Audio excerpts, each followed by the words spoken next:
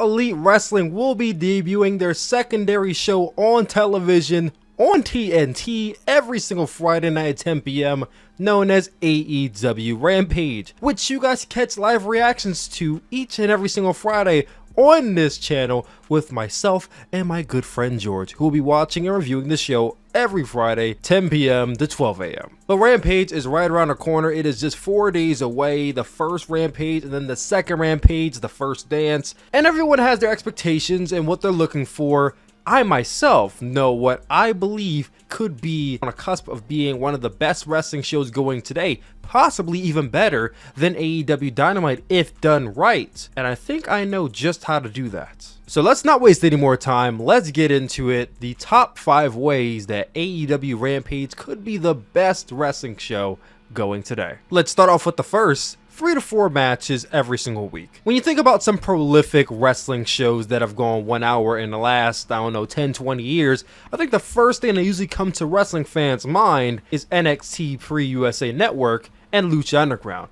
Both absolutely goated shows, especially Lucha Underground. On a 2-hour show, you can have anywhere from 5 to 8 matches, depending on how long the matches go. And on a 3-hour show like Raw, you could have upwards of maybe even 10 matches. But on a 1-hour show, you're a little bit more limited on how many matches you can do because you don't really have a lot of time. So I think that real golden measure of what to do as far as that 45-minute period goes is 3 to 4 matches. Usually a match structure will go, you spend about 3 minutes on an entrance for both men who are going to be in the ring, 5 minutes a piece, and then maybe 2 minutes post-match. So you add all that up, you're getting 9 to 10 minutes.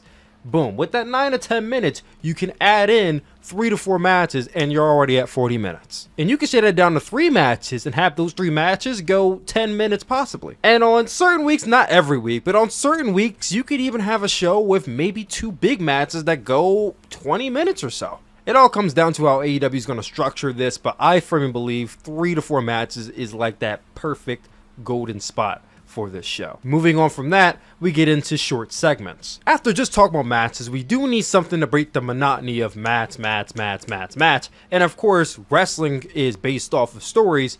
Segments is a great way to build up to those stories you're going to see played out later on in the ring. I believe that AEW has such a distinct and unique way of delivering promos that not many of the wrestling shows out there are doing. And while there is a such thing as too many segments, I think AEW has done a great thing in the last few Dynamites where we have seen 1 minute long segments or promos that really build up a wrestler or multiple wrestlers, even a storyline that we could be seeing on following weeks. I think AEW should follow that same pattern, and with that pattern of 1 to 2 minute segments, you could fit anywhere from 5 to 8 segments on the show. I think you could easily have 1 segment for each match on the show, as well as a segment that's building up to next week's Rampage, and then maybe a segment that's building up to Dynamite, because obviously you're going to have to promote Dynamite on that Rampage show. That's also not counting any time spent looking and focusing on commentators and time that's spent building up or talking about what's coming next week. But after talking about short segments and matches, let's talk about the talent. I, for one, am a big advocate for AEW to do a brand split. I feel like they have so much talent on their roster right now that they should split them up into, you stay on this show, you stay on this show. Maybe once in a while we'll do like an inter-promotional show, interdivisional, inter-branding show. But for the most part, you see these guys here, you see these guys here. And I don't believe we're getting that, at least now. So I think for now, AEW should go about it this way. Well, yes, we'll see guys like Kenny Omega and the Elite and Cody Rhodes. Those guys will be on Rampage at some point in time, I understand that. But I think maybe we should save some wrestlers who may not appear on Dynamite that often, or maybe do appear on Dynamite pretty often, and you want to get those numbers up on Rampage. Have them appear on Rampage for a solid few weeks and maybe not appear on Dynamite for that period of time. For instance, a Darby Allin, who is a proven draw on AEW, have him be on Rampage for about a solid month and see how the ratings do with him in that main event slot. Maybe run a storyline where he's trying to be Mr. Friday Nights. That could work. A woman like a Big Swole, someone who has a very captivating character and really good in the ring, is someone we really don't see on Dynamite. I don't think we've seen her in months. And I don't think she's injured either. You could easily insert her on Rampage and have her tear it up, and possibly even from there go to Dynamite and challenge Britt Baker for the AEW Women's Championship, or even better, build up to a Women's Championship match on Rampage. Hangman Page is somebody who literally just lost his opportunity for the AEW Championship and just got beat up by the Elite. Maybe that's a way to write him off of Dynamite, and for the next month leading into the Arthur Ashe Stadium show, he can do some matches on Rampage and really get his wins back up until he's ready to face his fear, that is Kenny Omega, on Dynamite. And I'm not even talking about guys we barely even see on Dynamite like a Anthony Ogogo or Orange Cassidy or Ethan Page, Scorpio Sky, Joey Janela, Lance Archer, Sammy Guevara. Those are just a few names who should be on Dynamite more often but aren't, and for that reason we can use them on our second show, Rampage. And they don't all have to win. Obviously some of the guys we don't see on Dynamite but do see on Rampage will lose, and we'll put some other guys over. But that's exposure from them. That gets their name out there. And when they do show up on Dynamite, you can say that, okay, it's warranted because I've seen them on the other show. Because at the end of the day, not everybody watches Dark. There's so many endless possibilities you can have with getting exclusive talent to that show. But with that exclusive talent, we got to get into exclusive stories. Maybe not exclusive stories, but creating new stories. There's nothing wrong with the storylines being told on AEW right now, or even the storylines told in AEW previously. Those are fine.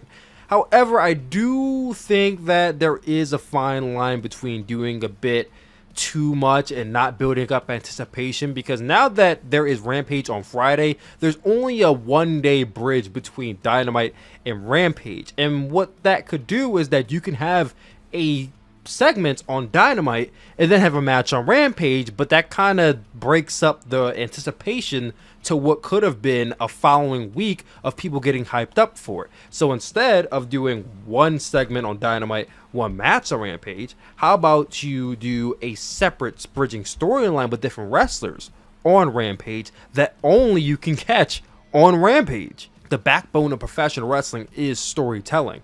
I feel like if you have a core story that is being told on Rampage, say between, I don't know, a Darby Allin and a CM Punk, that a match that will culminate on Rampage in 2 weeks, but could be seen possibly teased and hinted at on Dynamite, that would be a great way to get people to watch the show on Friday night. Even better, if there is a storyline that's really big on Rampage, you can even stretch that out and have that story culminate on a pay-per-view, and then have it like, well, this was a Rampage-based storyline concluding on this big show like Full Gear or All Out or Revolution. That's the way you go about it. So many stories to tell, but ultimately there's always going to be something that these wrestlers need to fight for, and that's what I get into my last point: a brand exclusive championship. As of this video, there are currently 4 active championships in All Elite Wrestling: the AEW Championship, the TNT Championship, the AEW Tag Team Championships, and the AEW Women's Championships. For a 2-hour show like Dynamite, perfect. You don't need any more championships. You are fine with just 4. However, we're going into a secondary show that is 1 hour, and you could say that's an extension of Dynamite. I think it should not be. I think it should be its own entity. And if it's going to be its own entity, I think that there should be a championship that you can only see on this show. It will give it a uniqueness. It will make fans want to actually tune in, because I can only see this if I watch on this day at this time. And I do think to possibly make things more interesting, they could add maybe a stipulation to the championship. Maybe have it be like, I don't know, a triple threat multi-man championship, or like a hardcore championship from back in the day where it can have different stipulations. Or we've talked about, and even Cody Rhodes himself and Tony Khan himself have talked about the possibility of bringing in 6-man tag team championships. I think 6-man tag matches could be a huge staple on Rampage if included with a brand new 6-man tag team championship, something that was very well known and executed greatly